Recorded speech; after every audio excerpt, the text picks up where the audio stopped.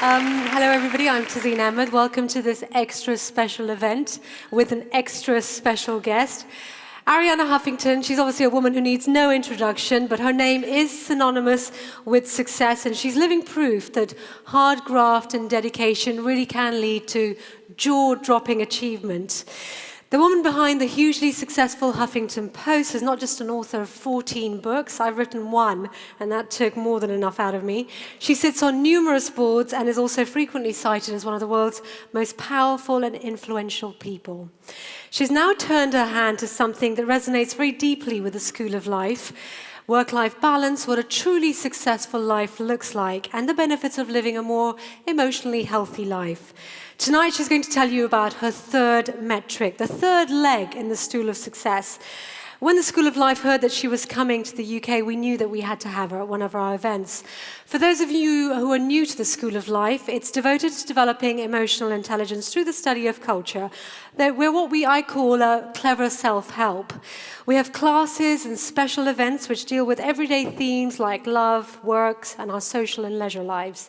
The central hub and shop and venue for many of our classes is in Marchmont Street, so do pop down if you get a chance. The speed with which this event sold out on our website tells you as much about the popularity of Arianna, the philosophy behind our third metric, as well as the relevance of the School of Life's ethos. Living a more fulfilling life has moved far out of the margins and right bang into the mainstream. It's very much what I think is a zeitgeist thing, and not a moment too soon, I say. So, ladies and gentlemen, please welcome on stage one of the world's most unique and truly successful figures, Arianna Huffington.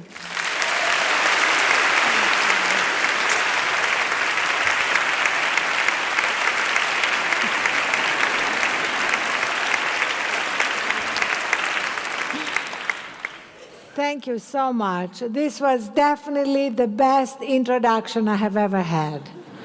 She didn't tell us about her mini wake-up call that she writes beautifully about today on the Huffington Post. Just very, very quickly, I kind of loved it because it shows what our brains can do. She was shopping with her son and her mother. It wasn't really going very well, kind of nobody particularly wanted to be there. And suddenly her mother says, "Where's your bag?" And you panic. And the description of the panic is absolutely wonderful. I don't want to take anything away from you reading it, because suddenly you said you'd been in war zones, you'd been in prisons, but you had not felt this fight or flight fear of losing your handbag. And you ran out of the shop trying to find the thief who had run away with your bag, and there was nobody there. And then you come back and your mother says, "Maybe you left it in the car?" And that's where the bag was. And I love how your son described it to his dad, which is, "Mom went out of the shop running after an imaginary thief who had stolen her imaginary bag and had run away in an imaginary car." So my wake-up call came 7 years ago when I collapsed from exhaustion, burnout, and sleep deprivation, broke my cheekbone, got 4 stitches on my right eye, and as I came to in my own pool of blood, I asked a lot of the questions that you're asking here at this school that we often stop asking after we leave college. Questions like, what is a good life? And what is success? And while by conventional definitions of success are successful, by any sane definition of success, if you come to in a pool of blood of your own and nobody has shot you, you're not successful. So I started reading and studying philosophy, science, trying to piece together what was happening, not just in my world, but in our world. And I had always loved philosophy. I had remembered, what the Greek philosophers had taught us about studying 3 things. What do we need to know? How do we govern the city? And what is a good life? And gradually, in the last 2 centuries, the question, what is a good life, was abandoned. And we defined a good life with a successful life. And we shrunk success down to these two metrics of power and money, which is really like shrinking the whole realm of human possibility down to our to-do lists. And so that's when I came up with this idea of the third metric, because the two metrics are like the two legs of the stool. You cannot sit on that stool for too long without falling over. It's not sustainable. The third metric consists of these 4 pillars, and each one of them is a section in the book. First of all, our well-being. Second, wisdom. How do we tap into our own wisdom? Third, wonder, and Alain de Botton writes a lot about wonder. I love all that. How do we bring it into our lives through art, through nature, through being awake, through not multitasking? And the fourth one is giving. How do we create a culture that celebrates not just go-getters, but go-givers? And I wanted very much the book to be a bridge between knowing what we should be doing and actually doing it. And so as well as having 45 pages of scientific endnotes, because I feel it's extraordinary that modern science now is fully validating ancient wisdom, I wanted to have all these practical steps. So each chapter ends with 3 very small baby steps that each one of us can take right now to begin to bring about these incremental changes. And I'm sure a lot of you are already doing a lot of that. For me, just very quickly to go through 3 little steps, and then we'll start our conversation. For me, the first step was sleep. I know it's dismissed, especially by men, as completely unnecessary. I had dinner with a guy recently who bragged that he had only gotten 4 hours sleep the night before, and I thought to myself, but I didn't say it, you know what, if you had gotten 5, this dinner would have been a lot more interesting.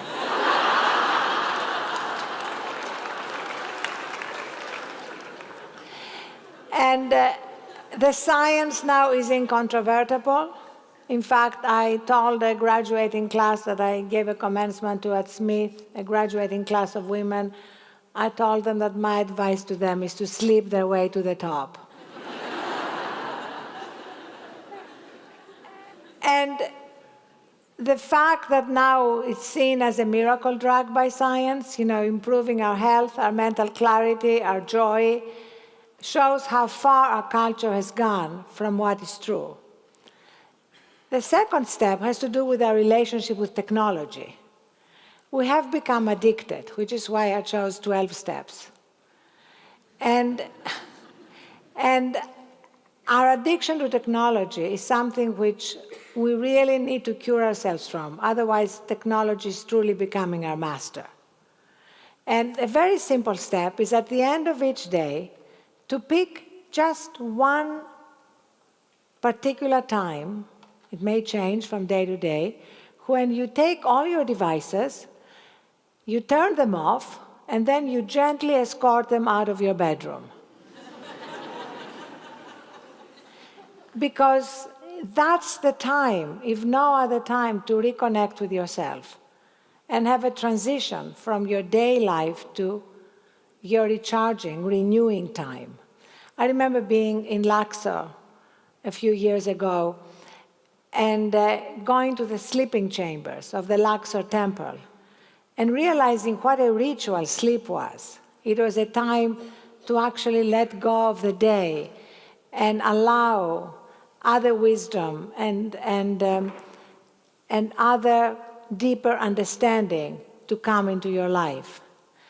What we do in modern life largely is just we crash. And then the alarm wakes us up and we dash immediately to our smartphone lest we miss anything during the night. And just one more step, which doesn't have to do with our bodies, but it has a lot to do with our minds and our souls. And this is, at the end of each day, find something that no longer serves you and drop it. It can be a grudge, resentment, something you're angry about.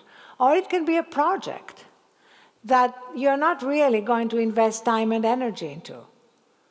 One project I recently gave up is skiing, learning to become a good skier. I decided, you know what, I was not really going to become a good skier, so It was very liberating to realize that you can actually complete a project by dropping it. So skiing is done for me. I actually, when my daughters want to go skiing, I can sit by the fire, drink hot chocolate, and read a good book. So let me wrap this up by saying that if we're lucky, we have 30,000 days to play the game of life.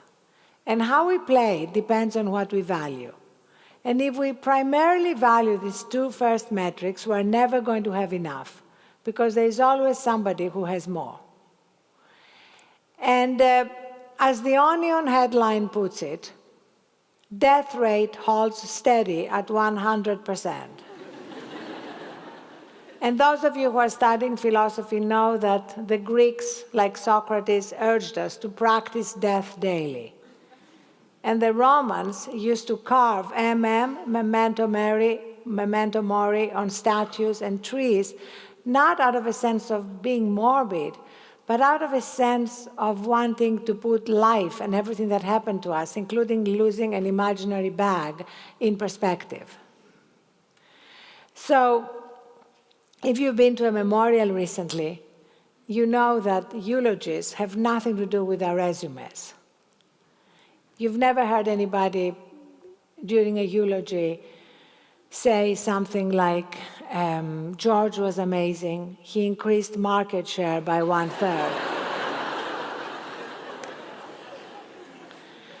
So every religion and many scientists have really said the same thing, that we all have in us a place of wisdom, strength, and peace. And it is as close to us as our next breath. If we only take a little time to cultivate what in modern life has become for most of us a deserted garden. So, as Archimedes, the Greek mathematician, put it, give me a place to stand and I can move the world. So Thrive is really a book to help us chart a pathway to that place. And from that place, live our lives according to our own definition of success, with more compassion, more gratitude, more peace, more joy, and yes, more sleep. Thank you.